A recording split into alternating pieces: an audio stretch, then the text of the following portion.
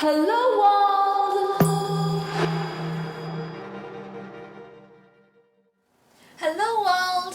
Minglawa. My name is Thuka. I'm the founder of Thuka at Global Leaders, Global Citizens. Today's reminder is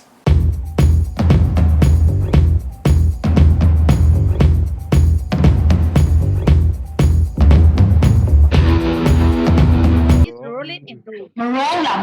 ရှင်တော့ပတ်စံနေရပတ်စီကို roll မှာမဟုတ် roll okay one last time 1 2 3 action he's rolling into yes well done okay ဒီနေ့လည်းပြီးတော့နောက်နေ့တကယ်တော့ပတ်စံနေအခုတော့မှဝင်နေပြီလားမသိဘယ်နဲ့မှာပြန်ချက်ကုန် all right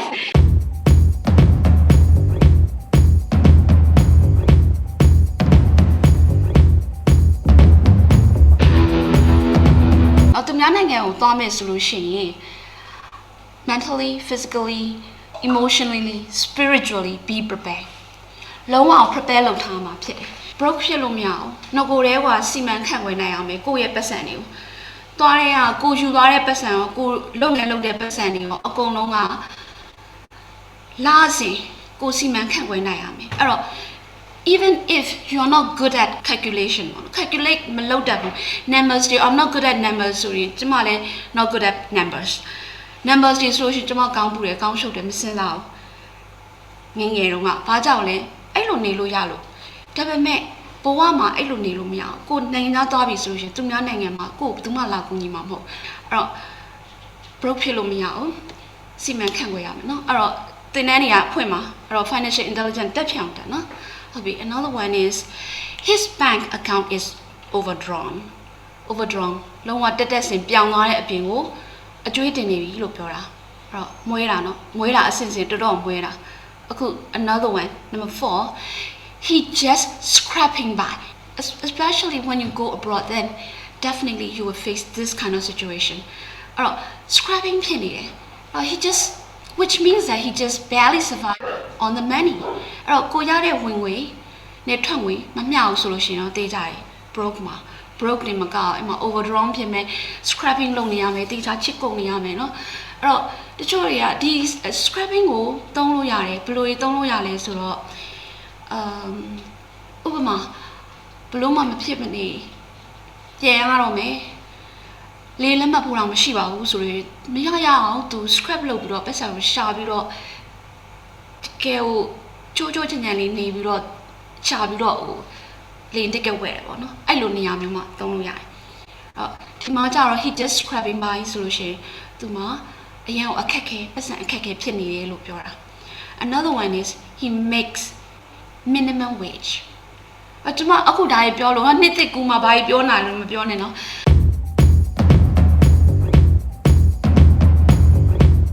ကျမကတော့ bad news အရင်လားပြီးလို့ရှိရင်ကျမစံစားမယ်အရင်ဆုံးခံရပါစေပြီးရင်စံစားမယ်ပြီးလို့ရှိရင်ချမ်းသာရလာမယ်နော်be patient another one is he makes minimum wage which means he earns the minimum salary minimum salary အနည်းဆုံးရတာနော်အဲ့တော့ပတ်စံကသူ့မှာအခက်ခဲရှိတယ်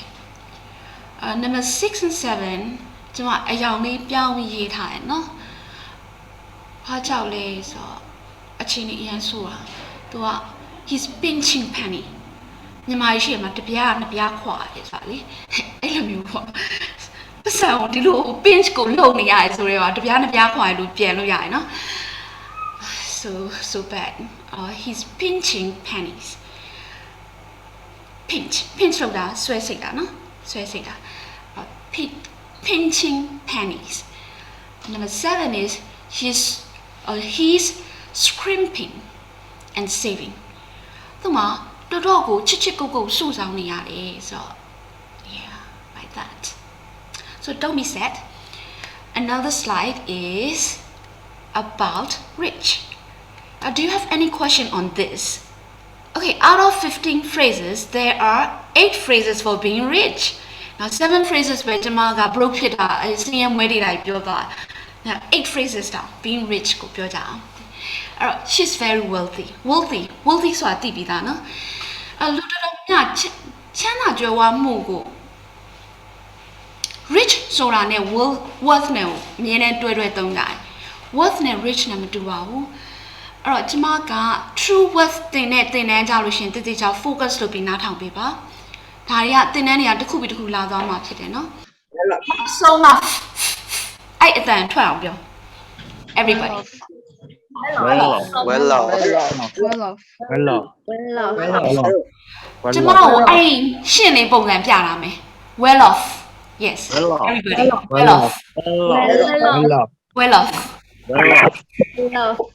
another one is she's loaded ဆိုတာသိရမလား loaded ဖြစ်တဲ့ဟိုက ready not everything is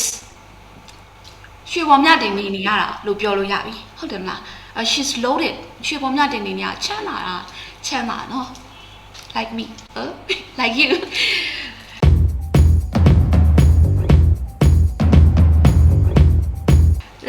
ချမ်းသာကြွယ်ဝချင်လို့ရှိရင် true worth တင်အောင်တက်ဖြောင်းချမ်းသာကြွယ်ဝတဲ့တကယ်အစစ်မဲ့ချမ်းသာကြွယ်ဝခြင်းကိုသိရမယ်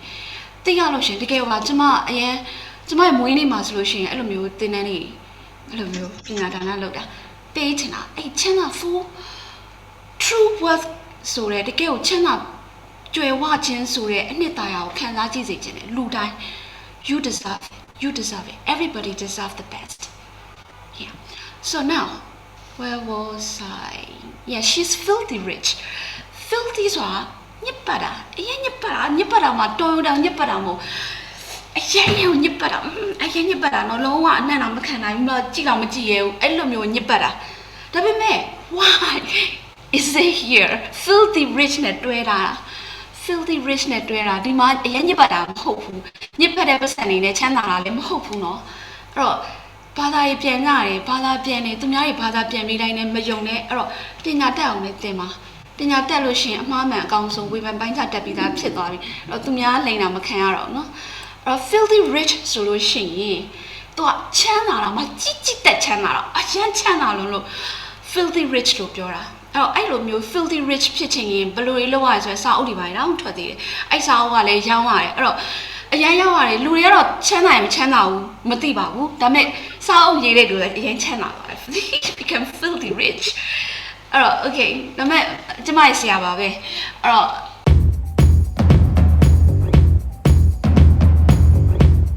ဘယ်လိုဖြစ်လဲကိုလုံရင်ကိုပိုင်ဖြစ်မယ်ကိုမလုံရင်ကိုမပိုင်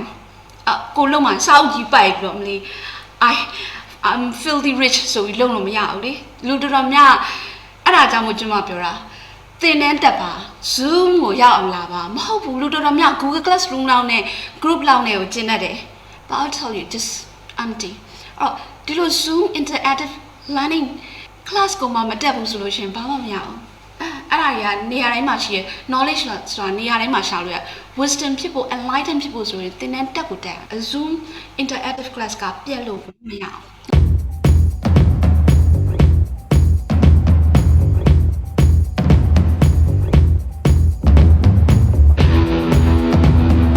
ပြောချင်တာကသိချင်ရင် result သိချင်ရင်လုပ်ကြည့်လိုက်ဒီမှာလဲဒီလိုပဲကိုအခုဆိုရင်ကျမတို့အတူတူ dream ကိုအကောင့်ထဲပေါ်ကြမှာ